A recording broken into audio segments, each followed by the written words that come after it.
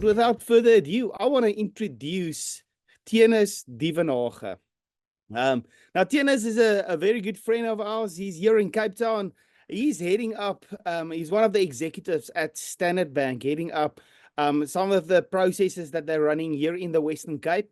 And this guy's got a lot of responsibility on his shoulders, a lot of stuff that he needs to do, balancing life, work, family life, etc., with everything. And Tienis, I just want to thank you for being here tonight and joining us in this case study that we're going to facilitate tonight. Thank you so much for that kind introduction, JT. My wife wakes up in the morning and just says, "Oh, you again?" So I'm grateful for this nice introduction. Thank you so much. Oh man, sorry about that. It's not you. Tienis, to get the conversation started, I just want to start off with a bit of, just tell us a bit about yourself, just where you come from and just whatever you feel like sharing with us so that we can just get to know you better, kind of vibes. Yeah, thank you, JT. I think firstly a big thank you for the opportunity, and a very, very special shout out to the Midstream campus. We lived there for a long time, so it's great to see all the guys online. Fantastic. But to all of you, I did this leadership program 2 years ago, and it was an amazing, enriching experience. So thank you for having me tonight. My name is Tienis. Grew up as a single child in a fairly poor household, but full of love. So there was never money, but there was an absolute abundance of love in the house. Married, got a beautiful wife and 3 amazing children, and we currently live in Stellenbosch. I had to fly to the States 21 years ago. I'm still repaying that credit card up to today to go and fetch my wife and brought her back to SA, else she would have stayed there. And we're now privileged to stay like you guys in the beautiful Stellenbosch. I've been at Standard Bank for 29 years, so I'm sure I've been in the bank longer than some of the callers on the line have been alive. So, Absolutely. And tell us a bit about why did you get into the banking business? yeah, JT, I might use a bit of the podium presence to abuse the time and tell this story for 5 minutes. But like I indicated, I grew up in a house. I was the only child, and my parents, I almost fell to my death when I was 2 years old. We stayed in a flat in Pretoria, in Sunnyside, and we were on the 10th floor, and I almost fell off from a balcony when I was 2 years old. And my parents, although they battled, they immediately realized that they wanted to move to the suburbs. And my dad was an amazing man. He never earned a lot of money, but he knew what he was doing he knew what he did with his hands. And he worked at the Bureau of Standards in Groenkloof, and he used to work till 5 o'clock in the afternoon and then go home, change, then drive to Centurion. And he built a house with a couple of guys, not like I would build a house these days, sitting in a bakkie, supervising 20 oaks doing it. He actually went there and with the 3-4 guys built the house himself till 11 o'clock at night. And he did that for 2 years. And we then had the privilege to move to Brandberg in Centurion, where I spent most of my childhood and early adult life, and where we lived. Consequently, we always had equity in our house. And I guess that's kind of linking up to my story with the bank as well, JT. So what my dad did is he normally waited for his pay slip each year, and then he went to the bank. And my father banked at Standard Bank Church Square. And he used to go there then and present his payslip and then wait for the outcome. And from 7 years old, I used to go with my father to Standard Bank Church Square. And I think it was only once that the bank said no, but all the other times they said yes. And then we had a little routine that we followed through. Firstly, my dad took me to the Wimpy on Church Square. That's where all my bad eating habits started. That's why I look like I look today. And the second thing is, he then took me to Van Skyks, and some of the guys on the line might know the books called Obelix and Asterix and Obelix. And I was an avid collector, and he used to buy me the first edition then out that year. And I guess why I'm telling the story is from a very, very early age, I realized that a bank is not a cold place. A bank is actually a place that can change people's lives and make people's lives better. And that is really how I started my interest in the banking industry. Okay, that's brilliant. That's a great story. First time I've heard that from you, even though we've spent a lot of time together. So Tianus, just before we get into the case study, tell us a bit about your, in a couple of minutes, just where did Jesus become a reality in your life, where you said, listen, yeah, I need to align myself with his will and his purposes for my life. Yeah, I guess it started, if you want to believe it, from 7 years old. That was the first time, and our pastor at the time, or Dominee, then said, he challenged us when we were in Sunday school. Say, the next Sunday, if you want to be a child of Jesus, write it on a piece of paper and come and put it in a post office post office box, post box that was at the church. And that's, I guess, where my journey started. But I think, through all of life, I think it would be wrong to say that the journey is always easy. And there's just been amazing moments during this journey, and the one that I can quickly recall that really just again was one of those empirical moments that cemented my faith was when I turned 18 years old and I received my call-up papers for the army. But I wanted to go and study. I knew what I wanted to do. I wanted to be a banker. And actually, when I turned 16 years old, I told my parents, I'm going to take, accounting and all those type of subjects at school till matric. I want to go and study BCom economics. And if you want to believe it, I said to them, I want to do my honors and I want to go and work in Standard Bank and I want to be a manager in Standard Bank before I'm 30 years old. And that was on the tender age of 16 years old.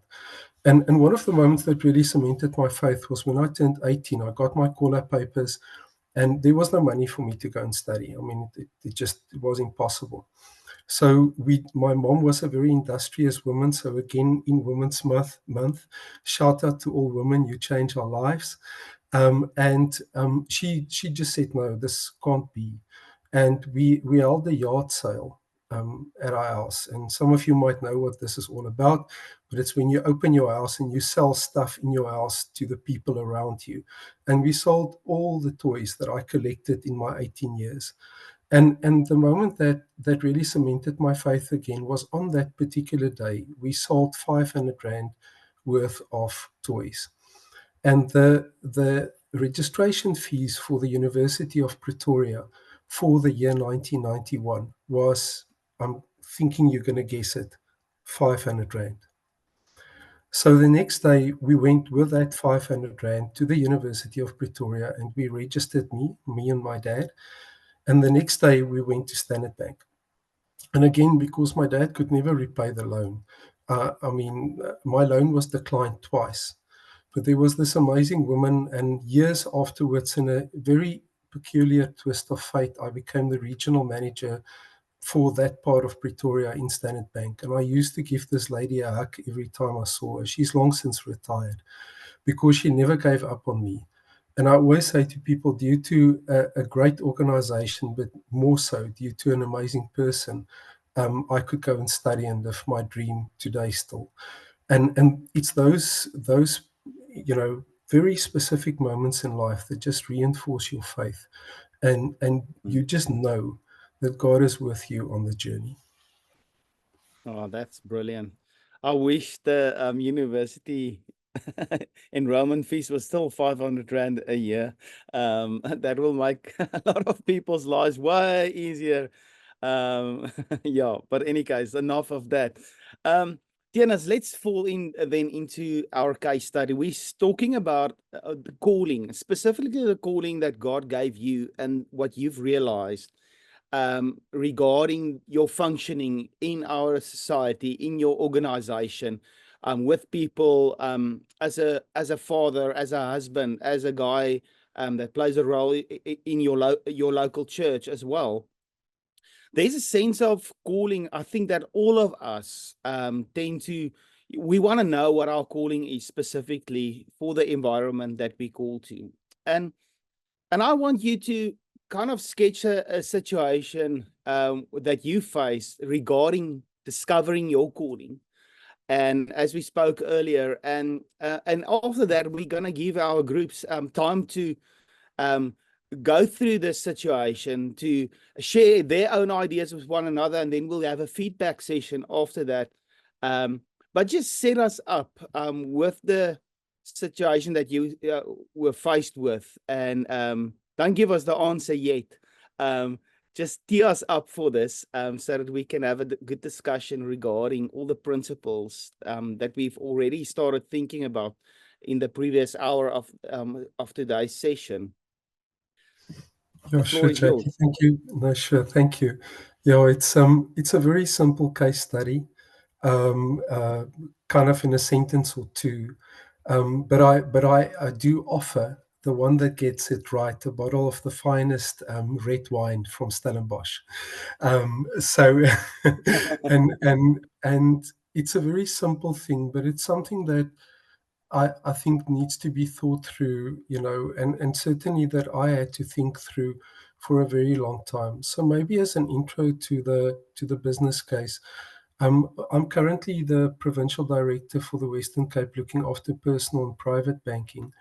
But in the bulk of my career, I was in business banking, and I've got a passion for businesses, and I've got a passion for what businesses can do for people, and how businesses create opportunity, but mostly employment for people, and thereby the ability to look after families. So in 2004, I was running the business banking team in Mainland Branch in Pretoria. And as you know, it is so often in life, a career opportunity presented itself, but not just one, but two at exactly the same time.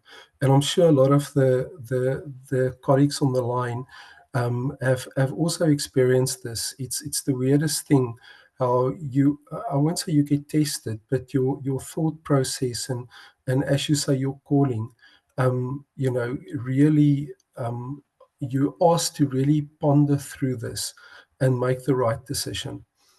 And the two options that were presented to me at that particular time, and maybe just to explain in banking, it's quite a thing. I mean, we're a big organization, 55,000 people across the globe, but it's quite a thing because we're a big corporate, you climb steps. And at that time, I was in junior management level, and this was an opportunity, or these two opportunities both were on middle management level. And the two that presented itself was, firstly, I had the opportunity to become a senior relationship manager looking after large businesses. The second opportunity that presented itself at the time was to become a branch manager of Hatfield branch, also in Pretoria. So this is the very simple case study. And I promise you, I had to think through a week on the decision that I made. And this is where I want to leave it, JT. This is the case study, and it's absolutely aligned to the decisions you make in life that defines how you end your life and what your calling is all about. Thanks, JT. Okay. So guys, here's a guy that was basically faced with two options, and really narrowing it down to really know, listen here, God, this is two areas that I can go, but what is the specific outcome that you want to go through in my life? Where do you want to set me up? What platform do you want to create for this calling to become a reality? And I want to leave you guys for 15 minutes so that you can discuss this in your group regarding the process of narrowing it down and really focusing on to have clarity. That's the right word, clarity on your calling, especially when you've got different options, so that you can make the right decision in accordance to God's will and His purpose for your life, because that's a massive thing for all of us. So I'm going to give you guys 15 minutes, and then I'll bring us back, and then we'll have a bit of a conversation from all the roundtables from everywhere across the country. So I'll see you in 15 minutes.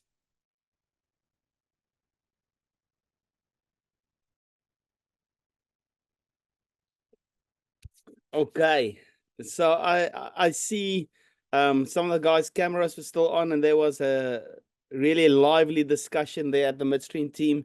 It's great. So, guys, I want to ask you, this is going to be a bit of a feedback session. What regarding some of the principles and thoughts that you guys had in all of your rooms regarding calling? What would be your process of facilitating someone like Tienus to really clarify their calling, clarify the decision that they need to make regarding where God wants to place them? So I'm going to start off with the guys in Midstream, because you are the only people that I saw, and there was a really lively conversation going on there. Everybody was bouncing around and so on. So from the Midstream guys, that would be great. And after them, I'm going to ask the guys here in Cape Town, the Tygerville guys, to give us a bit of feedback. And then we're going to Linden for a bit of feedback. So Midstream, you're on the air. Thank you. Thank you. Yeah, I think it started off thinking about the real practical things first. We said, well, is the job closest to home? We started saying, what's your passion? What's the talent? Where are you in your life? What was your dream? You had a dream at 30 to be X, Y, and Z.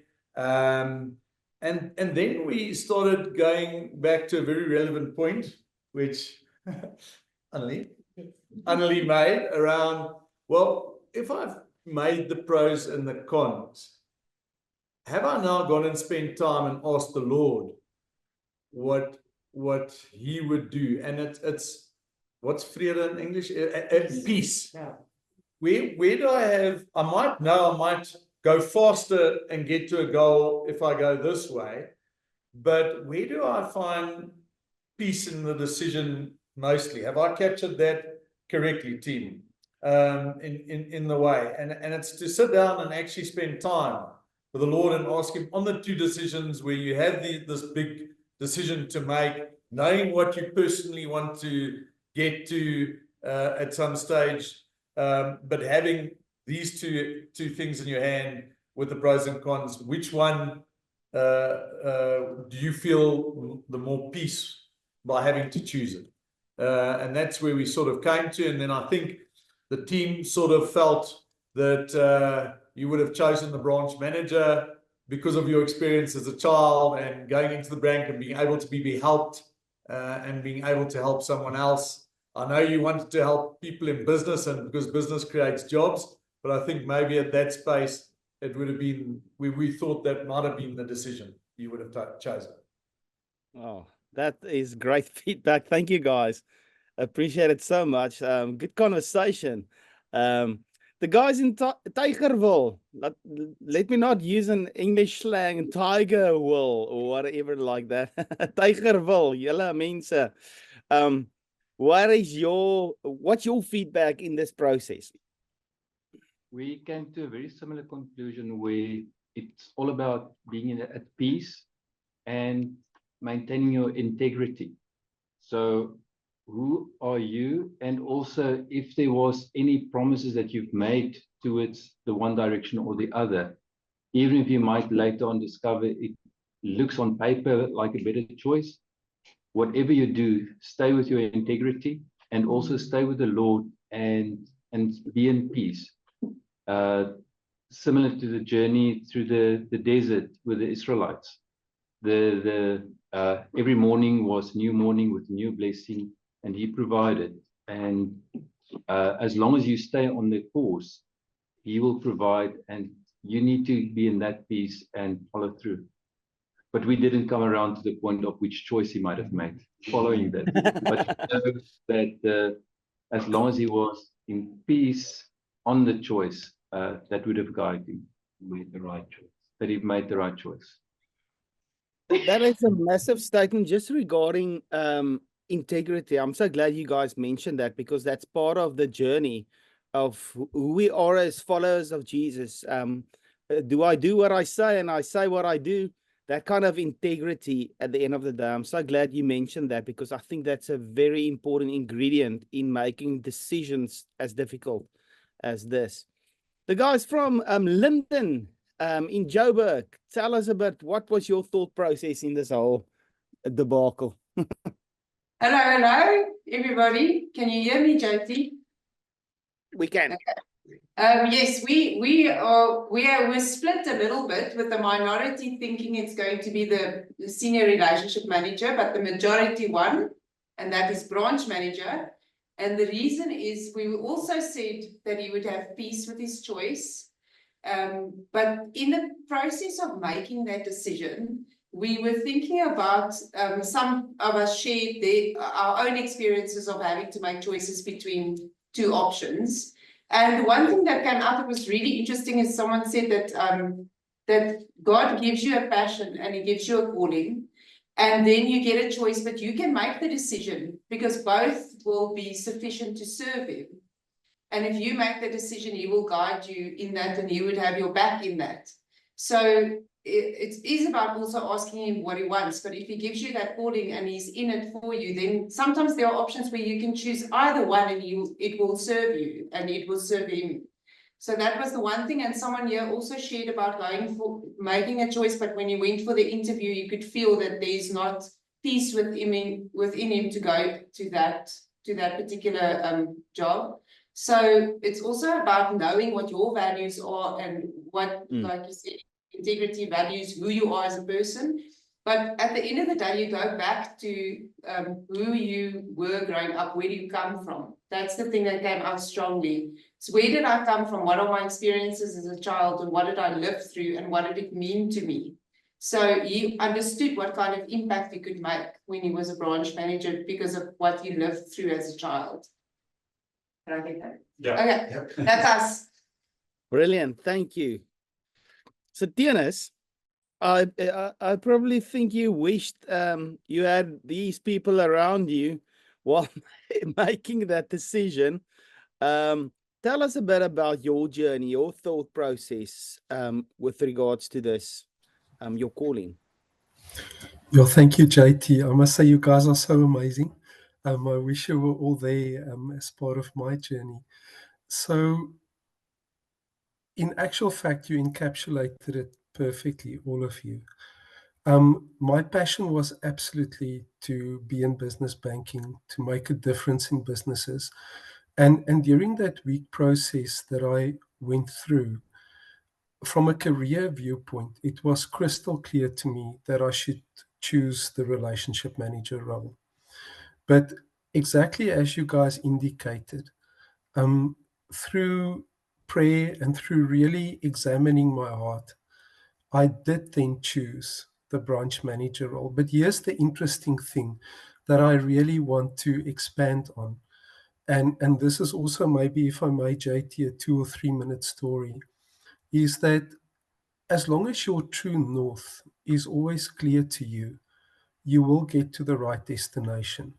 Because as life would have it, neither happened. So I declined the relationship manager role, and I told the organization I'm taking the branch manager role. What then actually happened is they offered me a regional manager role in business banking.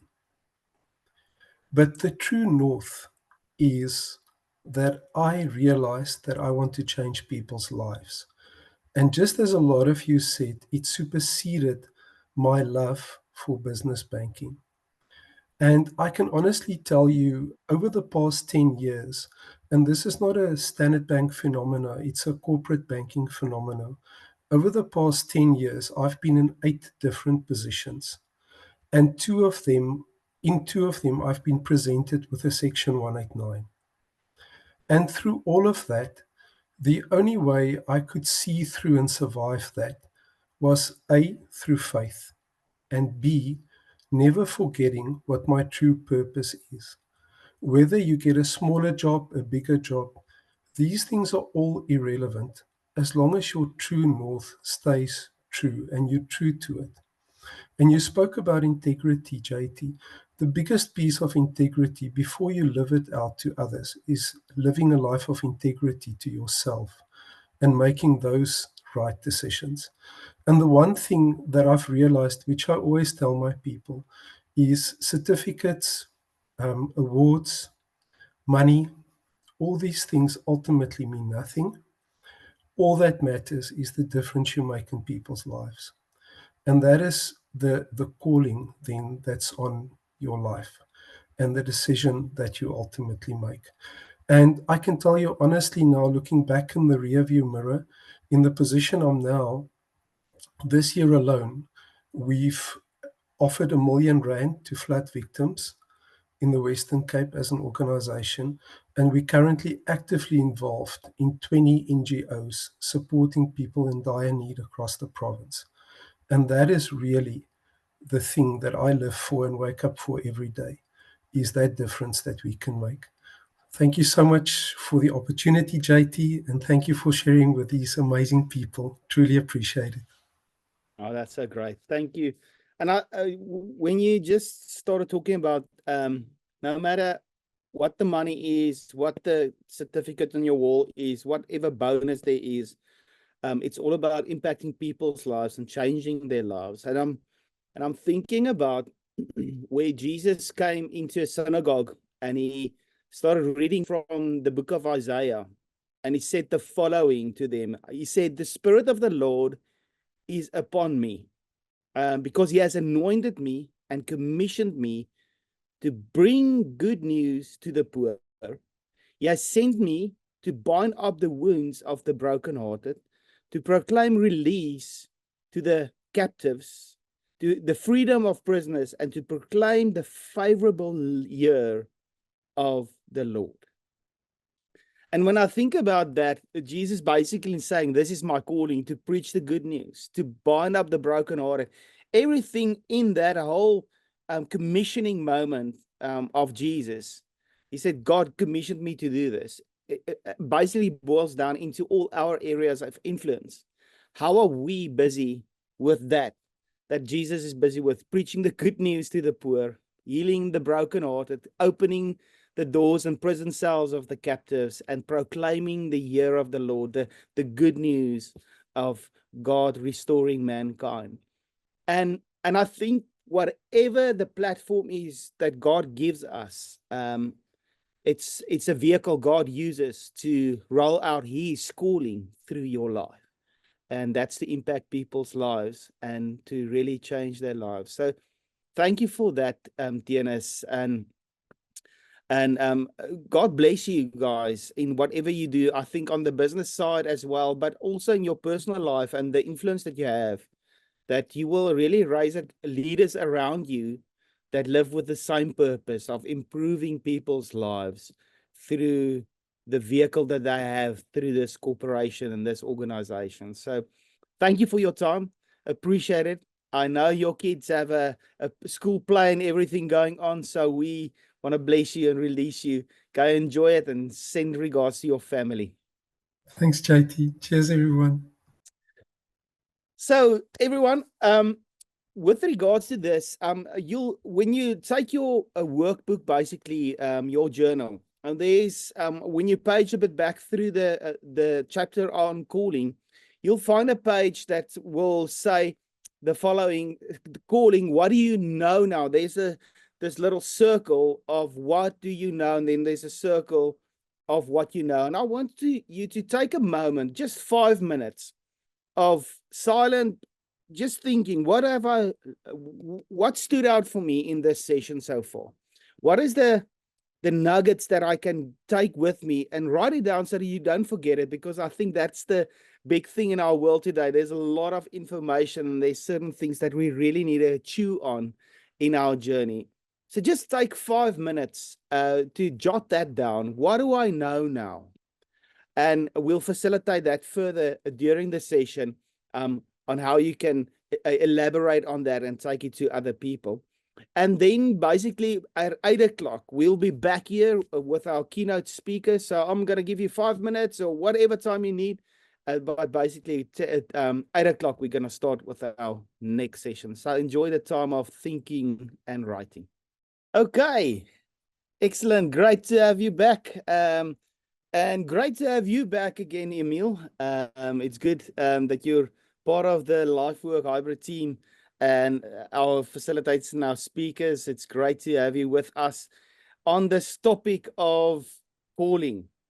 So, Emil, to start this evening off, just introduce yourself a bit. Tell us a bit about yourself so that people can just orientate themselves with who and who's going to talk to us tonight, basically.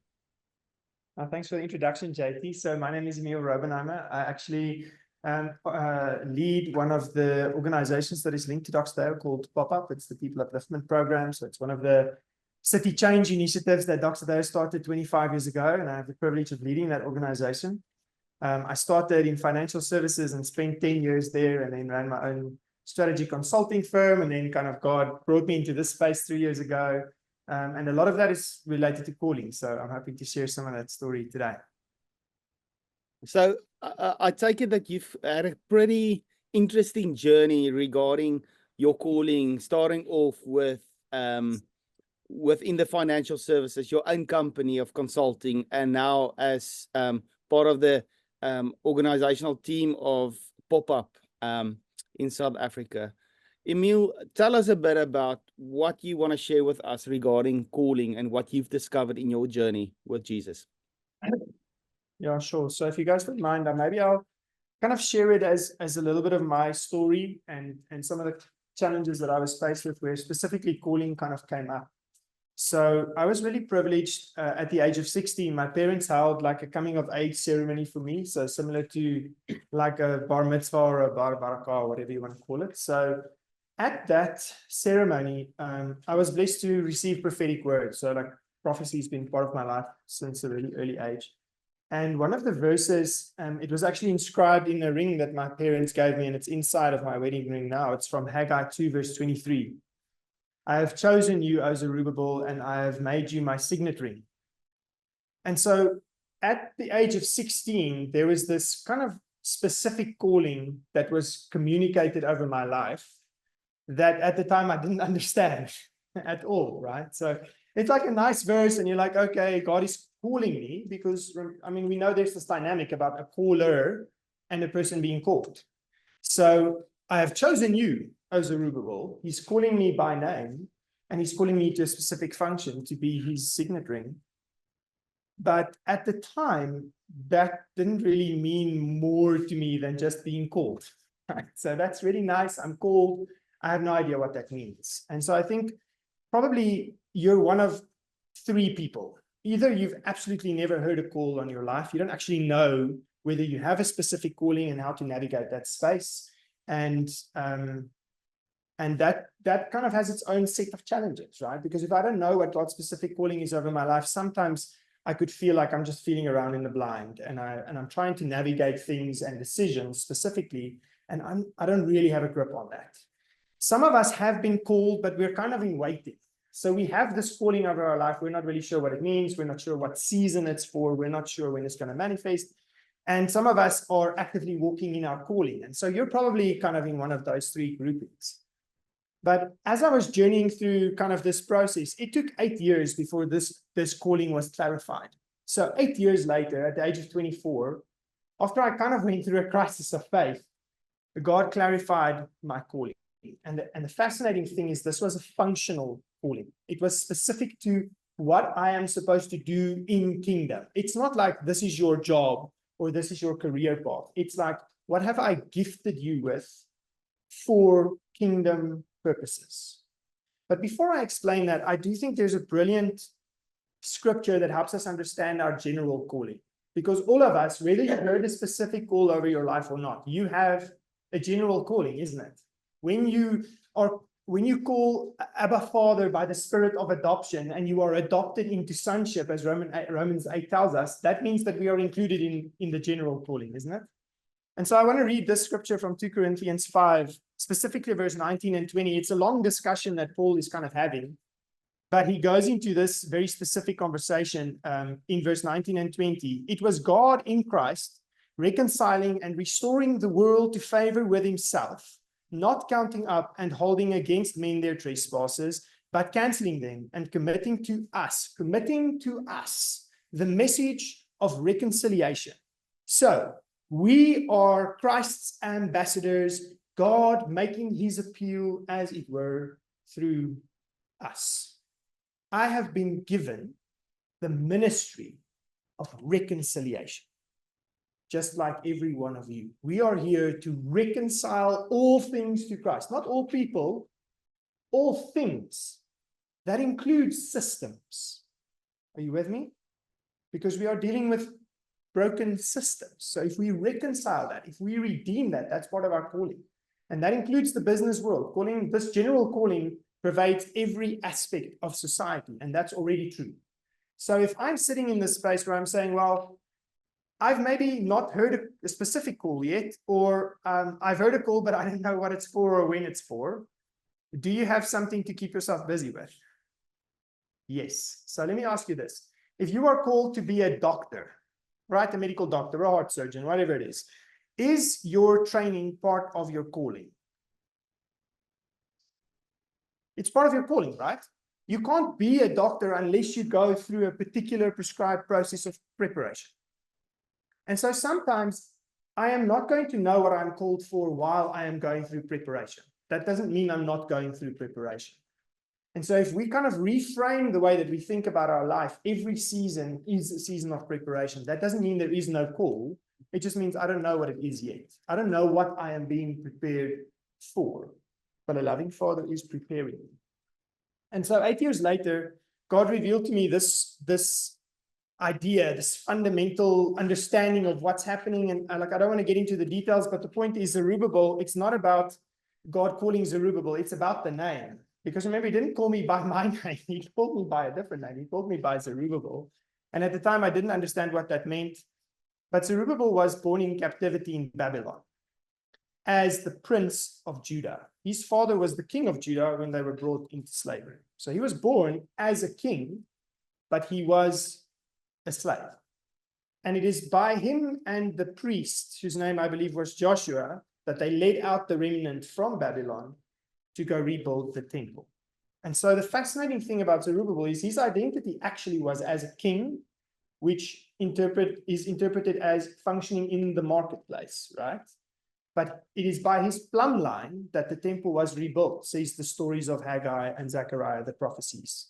And so he functioned as a priest, although his calling was as a king. Does that make sense? And so my calling runs on these two legs, which is interesting because now I run a nonprofit, which is kind of what that expression is like. And so it took 8 years for me to understand the call on my life. I had a call. I didn't know what to do with it. I didn't know what it meant. In that season, was I being prepared for this call? Absolutely. It's in fact very similar to the story of Joseph. Joseph has this dream, right, which we can interpret as a call. God is creating this unction in his life to say, I have a dream.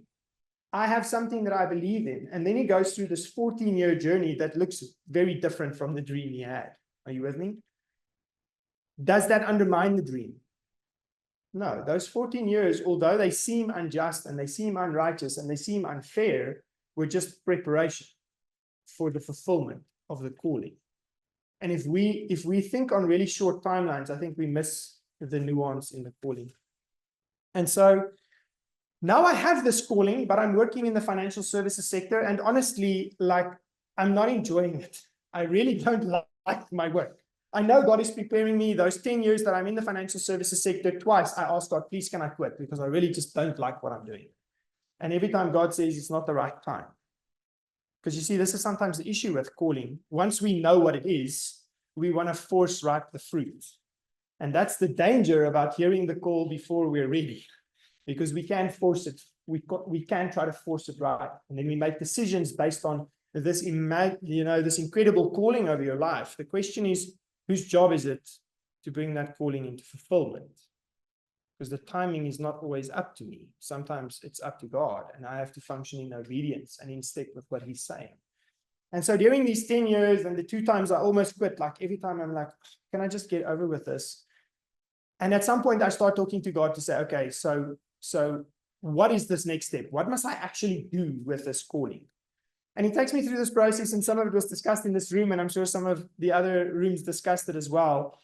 I just took my giftings and my callings and my talents and my passions and my experiences and my education, because God wastes nothing and he designs things into us for a reason. And I put all those things in a blender, and God asked me, if you blend these things together, what kind of job pops out? Because that's probably what you should be doing. And so the thing that popped out was management consulting, and I have a big passion for strategy, and I have a passion for the incubation space and like all of that stuff. How do we create entrepreneurship and stimulate entrepreneurial activity? And finally, a year earlier than I anticipated, God released me into my own startup, which was a startup, and it was incredibly challenging, and it was part of my preparation season, right? Just because God calls us into things, I think sometimes we think calling inevitably means success. But that's only true if the purpose of the calling was success. If the purpose of the calling was preparation, we have to measure the success by how much we learned and grew, not by how much we achieved. Are you with me?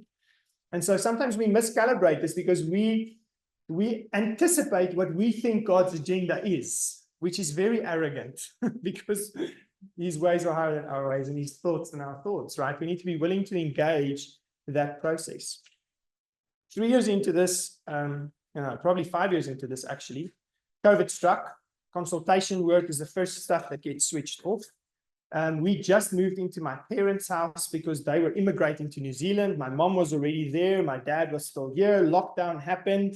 Now he's stuck. We had our firstborn, and he was 1 year old. So now we're stuck in a house with my dad for lockdown with a 1-year-old. All of the things we didn't plan.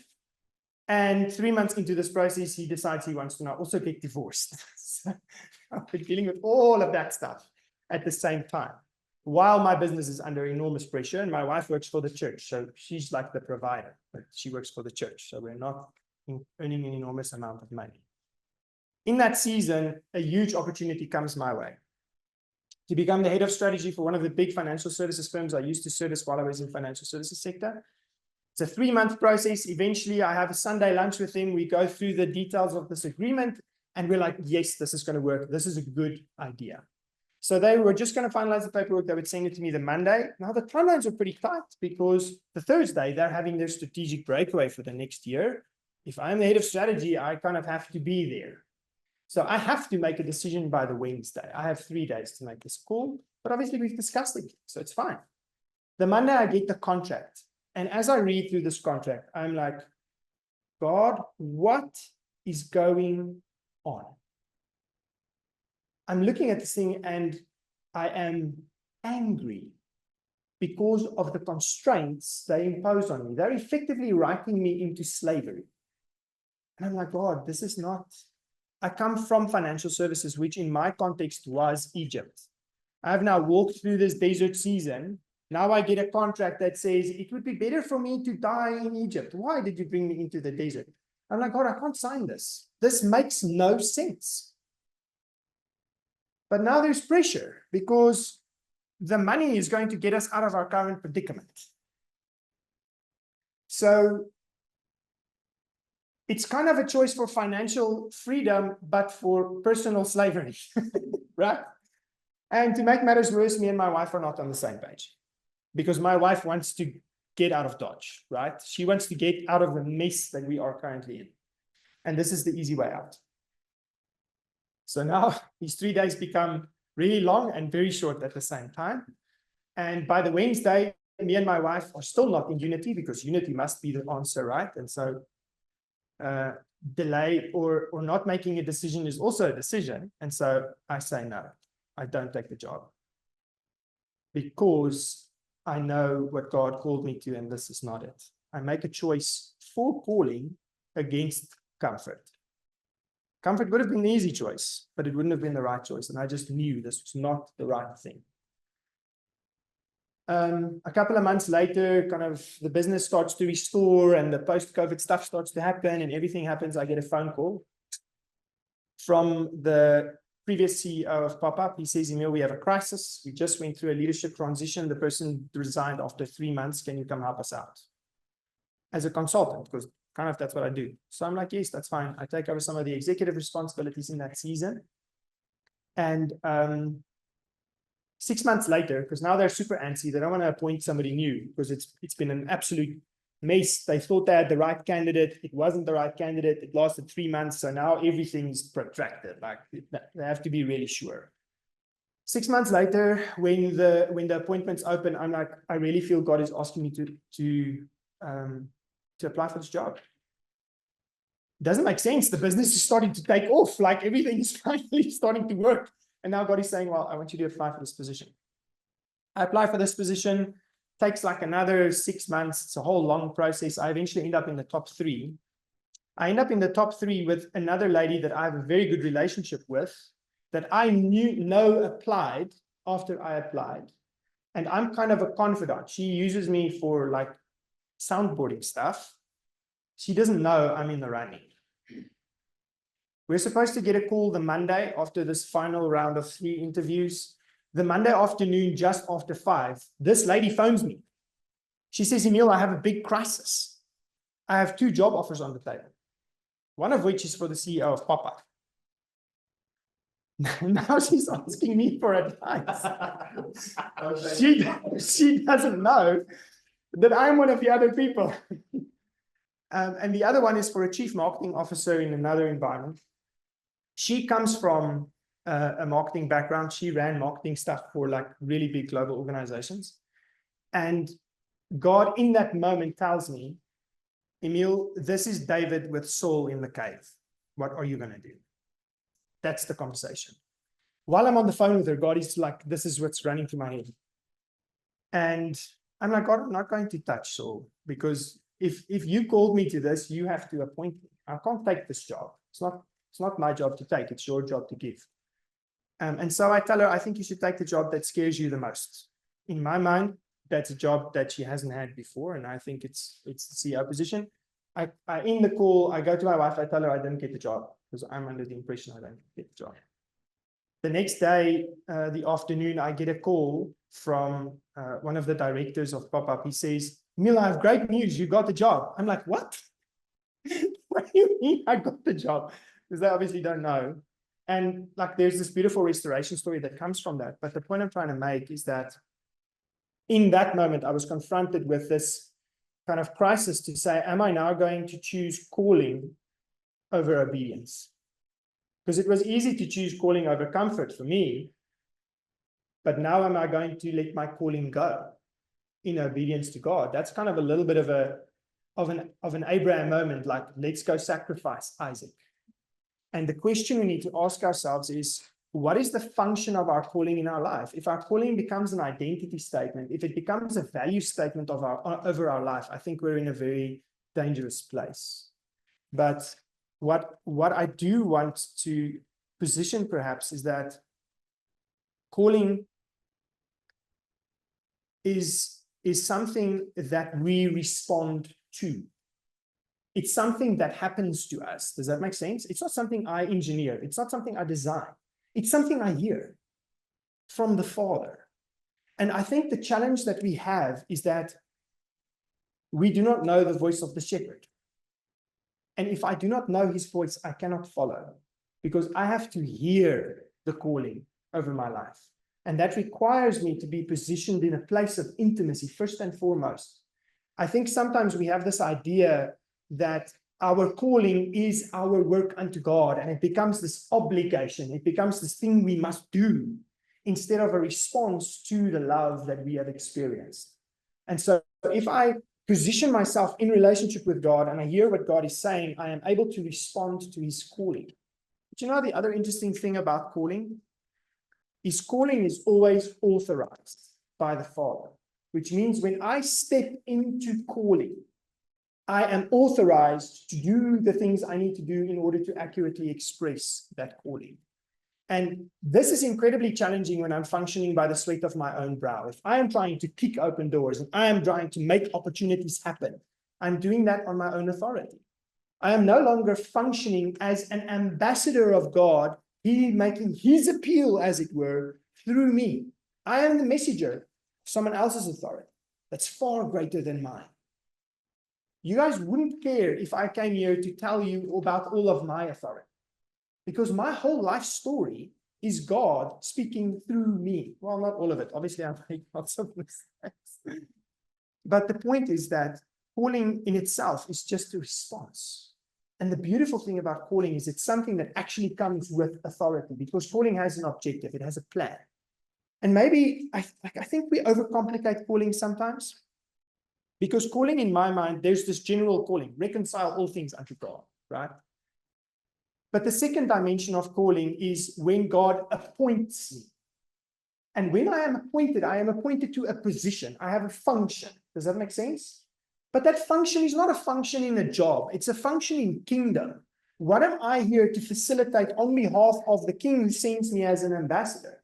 I have a kingdom objective. That can express itself in a million different roles, in a million different organizations, in a million different sectors. That is not the point. The point is, in the season where I am now, where is the function that I am called for, and how does that function find expression? Obviously, God can change that function whenever he wants, because he delegates the authority and he can change what he delegates, right? But then finally, he can also, in the context of that specific calling, which we'll call an appointment, he can also give you an assignment, particular assignment for a particular season. And that's what pop-up is to me. It's like saying, okay, yes, there is this calling. That calling in a particular season was training. Go into a big corporate multinational and go learn, go understand, go mature. And then now your assignment is to go into your own business and learn other stuff and discover other stuff.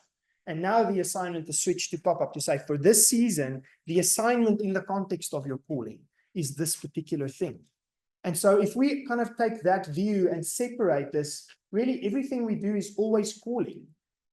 But if we're struggling to hear this voice, if we're struggling to discern it in the midst of what we're trying to do or what we're busy with on a daily basis, I think the question should be what Jesus says, I do what I see the Father doing. That's impossible if I don't know what the Father is doing. And so the very essence of every dimension of our calling and the expression of that is to say, am I positioned in intimate relationship with Christ? Because if I am his ambassador and I am here to reconcile all things unto him because that is his agenda, how do I do that if I don't know what his agenda is? And so if we are willing to lay down calling and say, yes, it is critically important, but it can never supersede the quality of our relationship with Christ. It is a response to that love. It is an outflow of that love, and it is a consequence of the love. Yeah, I think that's what I have to say about calling, JT. I hope that gives some context. Man, oh man, the angle that you just brought in with regards to calling, coming from your relationship with God, it's not an identity statement, but it's rather a response to what God is already doing. And I while you're talking, I want to get you down to the students here in Stellenbosch when you talk about calling to help them navigate the process of understanding that my training time, because I think that's one of the big things. A lot of people, while studying, I'm not doing exactly what I thought I'm going to do. So they just stop studying, you know, or change into a different course and so forth, because we lack almost the vision of understanding that this is a process of preparation eventually, you know. So I love that angle on that, Emil. So authentic from your side. Thank you for that. So we want to open the floor a bit. We're going to start off with the guys in Tygerville and Linden, that's far away from Midstream. Is there any specific questions that you would like to ask Emil? The floor is open to you guys, so that we can just have a bit of a Q&A with regards to this topic.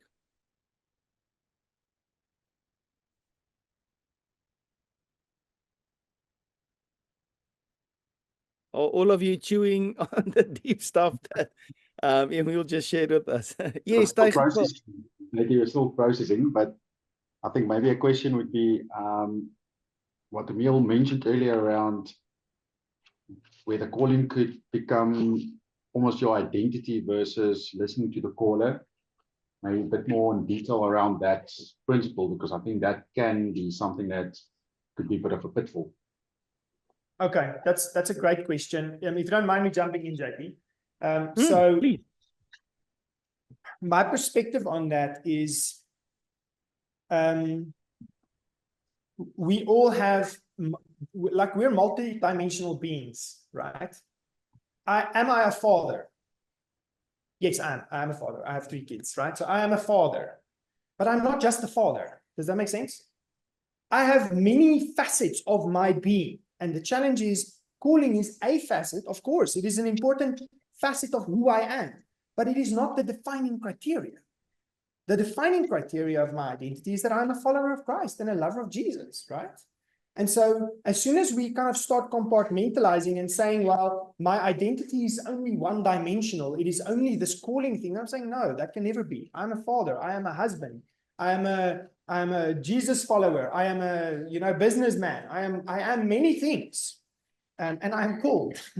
But my calling is not my identity. And so I think we do ourselves an injustice when we use any one particular aspect of our identity to become the idol, actually, that defines who we are. That I think that misses the point.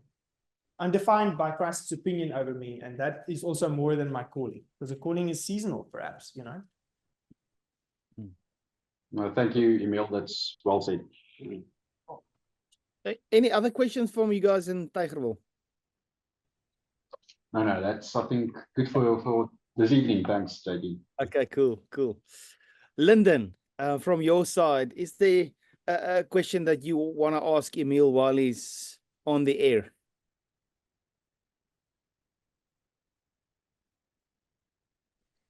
No questions at the moment. Thanks, JT. Okay, cool. From the midstream guys, maybe we can hear your question. If we can't hear it, Emil, I'm just gonna maybe ask you to repeat it for us so that we can understand. The floor is open to the guys in midstream. Questions? While you guys process, I'll perhaps add one thing. I think one of the things we have to ask ourselves with calling is, do we trust the caller? Because if calling is something that we use to navigate life's decisions, those are your biggest risk factors. Are you with me? The nexus points in your life, the places where your life changes direction, which ultimately changes the trajectory of our life, right? Those nexus points are decision points. Does that make sense? Your life changes direction when you make decisions. It probably doesn't change direction in any other way. So the biggest risk that we have in our life journey is the stuff we use on to base our decisions on. So I'm going to maybe be a little bit direct, but I think it's important for us to understand this. Jesus makes an unequivocal statement. There's no gray area in Jesus's mind to this. He says, you cannot serve both God and mammon. Right? So how do you know which one you serve? You ask which one drives your decisions. Because if the criteria you use to make decisions is financial, then you are serving mammon, because mammon is defining the trajectory of your life. I'm not saying we shouldn't take money into account. That's not what I'm saying. We should always be wise. But is that the primary decision criteria? Or should the primary decision criteria be, what did God say? Because if we do not ask the what did God say question, then we are living by the sweat of our own brow. We are working from our own intelligence. But we have Christ in us, the hope of glory. Imagine if we tapped into the Holy Spirit and his promptings and his guidance, because then we can live by faith and not by sight. But the question is, whether we live by faith and not by sight is a decision criteria question. And so calling is just one of those dynamics that we bring into the decision matrix to say, is this what God has called me to? Do I have clarity about this? Because if he's already called me, then I've got an ingredient with which to analyze the decision. And if I'm not sure, as with the case study, then I need to go process and say, well, God, what are you saying? And not like what the salary is or what the comfort is, right? And I think that's, you only test the value of your calling when you are willing to give it up. Yeah. Sorry, guys. Any questions? Or thoughts or opinions? Looks like we're happy this side, JT. Okay, brilliant. Emil, I think that last statement that you made is a bombshell. So I think a lot of us, like a flashbang just went off in the room and we're like, yes. So thank you for that. And I think that is part of our, Tigerville, you guys are Yes. waving at me. Yes. So I think just a thought that just popped up is you know, we sometimes faced with you know, decisions to make, and then in the Afrikaans old saying we would say die een deur maak toe en die ander een maak oop. So it's almost like you're just a slave to, or a belief system that, well, if the one is going to happen for you, well, then that was God's will. Where I like what Emil is changing that whole perception by saying there's purpose to your decisions. It's not something that just happens. So it's not just door that opens or door that closes, because that almost then says, you know, there was no purpose, there was no decision. God's not in control of that. And that really just stood out for me again tonight, that I always have a choice, but it's a partnership with God. So don't believe in the door open and the window open somewhere else kind of concept. Yeah, JT, might I No. introduce two things in response to that, if you don't mind? I think the one dynamic we need to appreciate is, how do we understand our seasons, right? Because often it's a timing problem. So we've got this revelation, we understand something about calling, but we pull the trigger too quickly, or we sit on it too long, right? And so if you think about seasons, you know, my wife is this way. She loves 3 seasons, and if she could just have 3 seasons, she'd be much happier than she is with 4. She doesn't like winter, so if she could skip winter, she'd probably be a happier person. But the challenge is that we tend to measure success by spring and summer, because we measure success by growth and by fruits. Are you with me? That's what we all want to see all the time. We always just want growth and fruits, growth and fruits, growth and fruits. So what we're saying in business is we only ever want 2 seasons. We want seasons of growth, we want seasons of fruit. But God designed this thing with 4 seasons. And so the challenge is, I think we struggle to navigate winter and autumn because we don't know what we're supposed to be measuring. Because we only know to measure growth and fruits, but there is no growth or fruits in either autumn or winter. But if I am able to distinguish the season I am in, winter requires me to prioritize the growth of my roots. It increases the size of the foundation so that growth in spring can actually happen. The challenge is that growth is difficult growth because it grows into occupied space. Growth in spring goes into open air, right? Growth in winter goes into occupied space. It's hard labor. It's going into the inside of myself and saying, God, where am I believing lies? Where am I deceived in my understanding? And that is being projected in the way that I interpret the world. And when am I doing that work to redeem my mind, be transformed by the renewing of my mind, that I may see the good and accept? That's winter work. And are we doing that? And then autumn, you know, autumn we have to measure, like, is a tree successful in autumn if it doesn't drop all of its leaves? Is it like, look, I have this whole branch that I didn't have to sacrifice. I did a good autumn. Or is it like, no, the value of autumn is actually measured by the completeness of your surrender.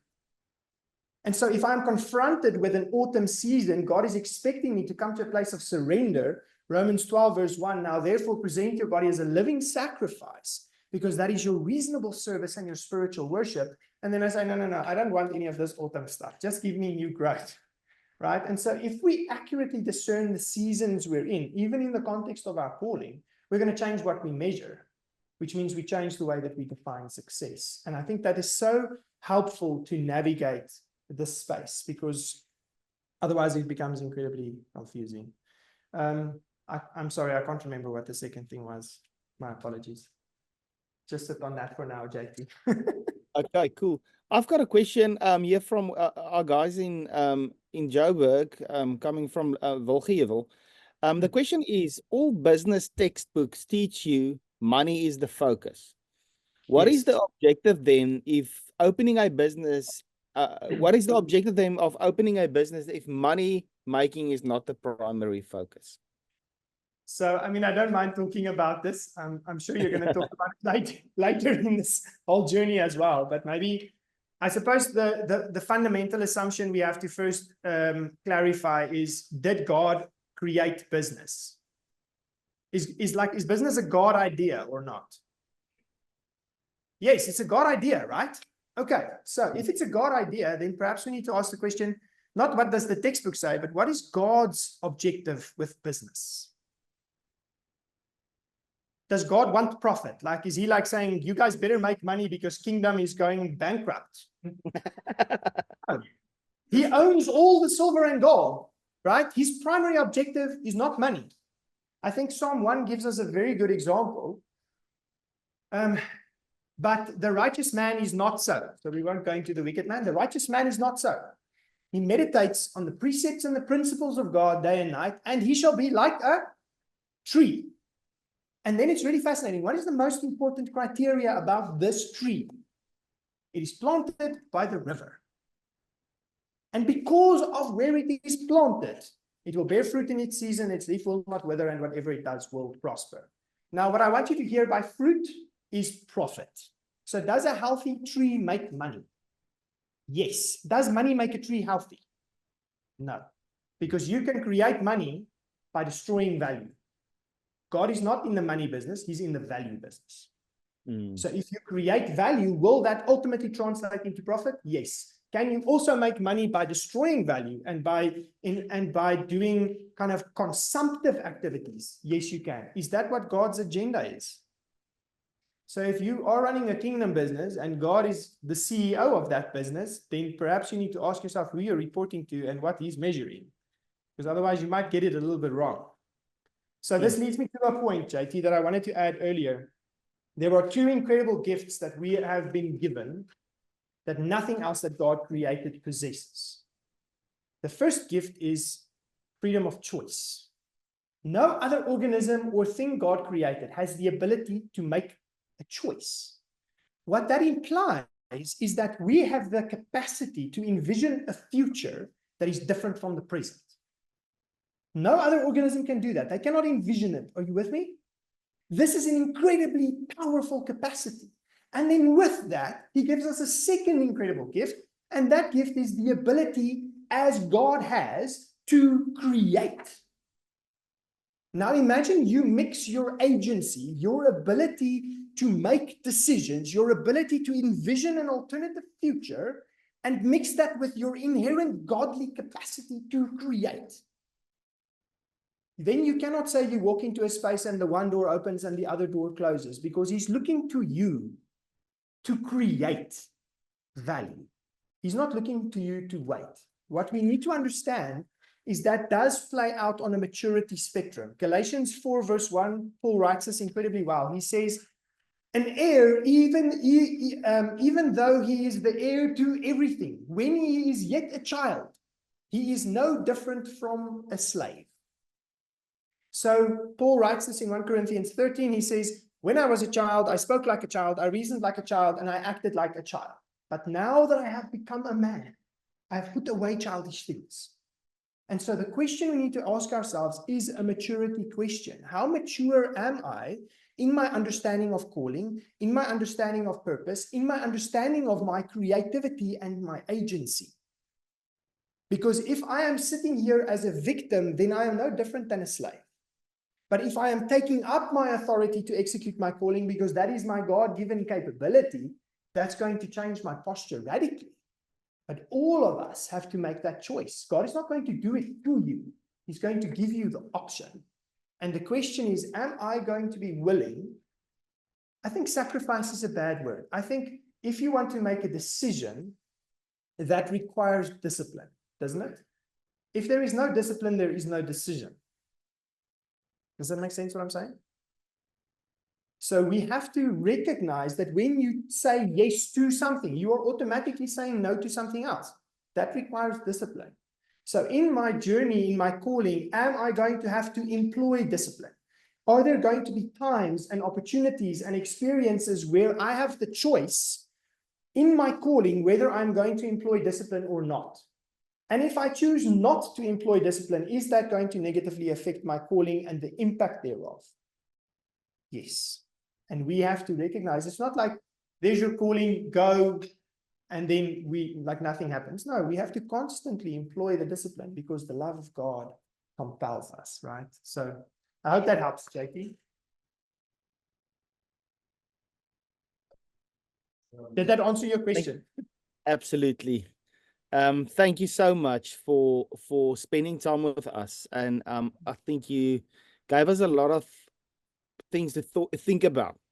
And with that being said, I think it's so important that for the next 20 minutes that we have together as a group, maybe take another 5 minutes. And when you see those circles once again, when you page back to them, you'll see there's on the next page, there's a obviously the know, this is what I know now. But the big question is the things that you know now, or the things that you thought about, who are you going to share that with? And the areas where you want to go and share it is at your home. What of these principles do you need to go and take into your home? Maybe have a discussion around your dinner table, maybe at your work, maybe in your church or non-profit, or even in your city, the areas that you have influence. Because I think when it comes to Lifehook leadership, we want to do this not only for us. We are receiving a gift in this process of how God is just reshaping and our minds, renewing our minds in the way we think. And to take this gift and to start handing it out to other people. So I really want to encourage you guys to take a couple of minutes, maybe just jot down a couple of ideas and things that you've just thought about. Maybe you've already done that, but then take it to the next step and saying, with whom am I going to share this with? At my home, my work, in my church, non-profit, or in my area of influence in my community. So with that being said, we're going to finish the online part of this session now. I just want to communicate something about our next date is the 26th of September. Now there's something of a, they call it a school holiday that's going to pop up in there. And somewhere in the planning, we missed that. We didn't think about that exactly because it influences half of the people that's part of this process. So we're going to communicate with you in the next couple of weeks just regarding that session. If we're going to just move it on with 1 week to the first week of October, but we'll make sure that you get that information sooner than later so that you can plan accordingly to be part of that session as well. With that being said, God bless you. Take care of yourself. Do business God's way. Enjoy the time that you have together, and we'll see one another the next round.